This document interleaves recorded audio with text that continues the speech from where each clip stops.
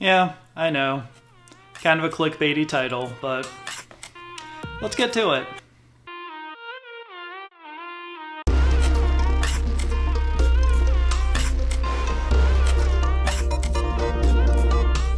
Hey Internet, my name is Jeff and I'm a pastor, and as a pastor, yes, I am telling you, don't do what's in the Bible. Please, don't do what's in the Bible. Well, not everything that's in the Bible anyway. Because, let's face it, there are some things in the Bible that we just aren't supposed to do. We're not supposed to emulate. Those aren't things that we are supposed to repeat. So just as one common example, there's this old joke about a guy who's trying to figure out what to do with his life. So he says, "Lord, speak to me," and he flips open the Bible to a random place and he points to the passage and it says, "And Judas hung himself." And the guy didn't really like that, so he flips open to another part and he says, "Lord, speak to me," and he points to the passage and it says, "Go and do likewise." I know, not the greatest joke ever, but still the point kind of holds, right? You're not supposed to do everything that's in the Bible. Sometimes a passage in the Bible is just trying to describe an event or trying to describe the way things used to be, the way things were. So one good example of this might be something like all the passages that talk about how to treat slaves. The Bible isn't trying to preserve slavery as a practice. These rules are just remnants from a time when there used to be slavery. They're just describing the way things used to be. See, very simply put, there are some things in the Bible that are prescriptive in that they are telling you what to do or how to live your life or laying out a way of life before you. But then there are some things that are descriptive. Prescriptive and descriptive. Sometimes there are things in the Bible that are just describing the way things used to be. So another example of this might be something like treating women as second-class citizens. Those aren't prescriptive texts, regardless of what some biblical fundamentalists might tell you. These aren't prescriptive texts. They're not saying treat women as second-class citizens. They're saying women used to be treated as second-class citizens. They're just describing past events. They're being descriptive rather than prescriptive. Another example of this might be something like beating your children. There are passages in Proverbs that suggest that the best way to raise your child is to use physical punishment, to beat your children.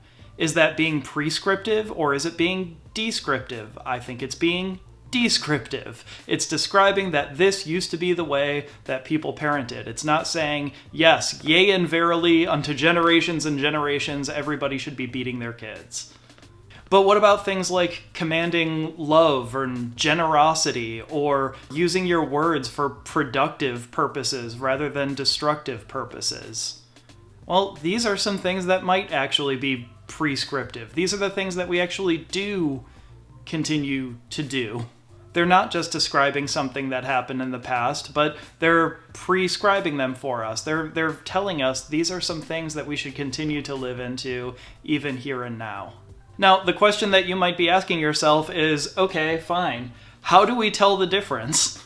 How do we know if a passage is being prescriptive versus if it's just being descriptive? How do we know if it's actually telling us this is something that you should continue to do versus we're just describing past events here?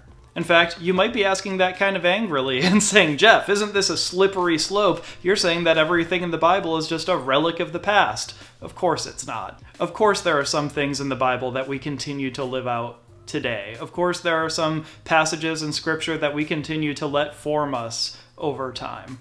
So how do you tell the difference? How do you know if a passage is being prescriptive versus if it's being descriptive? Well, I think that one question that we need to ask if we're trying to figure this out is, do we have more information now? So, for example, there are some passages in the Bible that kind of hinge on the fact that the world is flat. Because the authors of the Bible thought that the earth was flat. So, do we have more information now? If we have more information that says otherwise, more scientific information, more sociological information about something, then maybe, yeah, that's something that's descriptive rather than telling us what to do right now. You don't have to believe that the earth is flat. All of those passages that talk about a flat earth are just being descriptive of the ways that people used to think.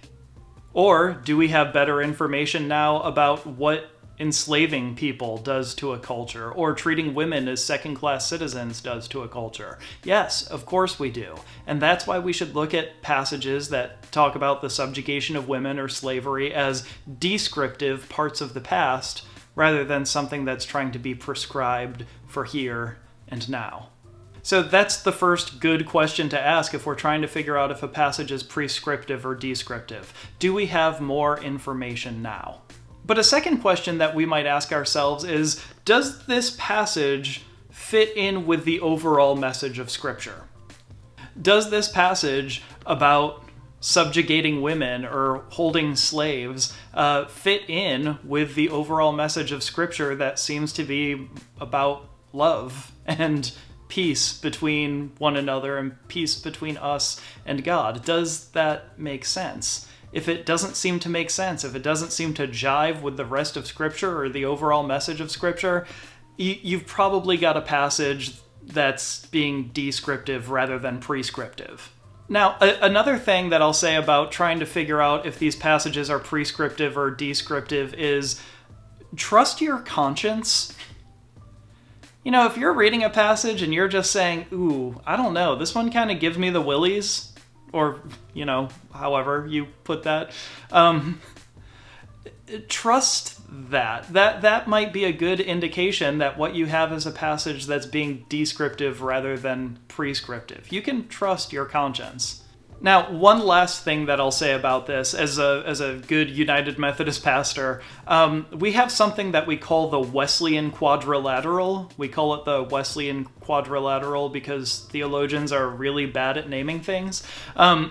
But basically, it's this idea that the Wesley brothers, the two founders of Methodism, John and Charles Wesley, their approach to reading and understanding Scripture was in concert with other things. So they believed that when you're looking at a particular issue or trying to understand something, that of course you go to Scripture. That's part of the quadrilateral there. You go to Scripture. But along with Scripture, you have to consider what tradition says, what reason says, and what experience says. That's the Wesleyan quadrilateral: Scripture, tradition, reason, and experience. When we have those things in concert with one another, that's when we can really start to figure out if a passage is being prescriptive versus descriptive, and if it's something that we should continue to live into and continue to practice, or if we should just look at and say, you know what? This one is describing the past. We have moved past this. So this is a descriptive passage. All right, that's it. Click like, click subscribe, leave comments, do all of those sorts of things, and I'll see all of you in the next video. Grace and peace, everybody.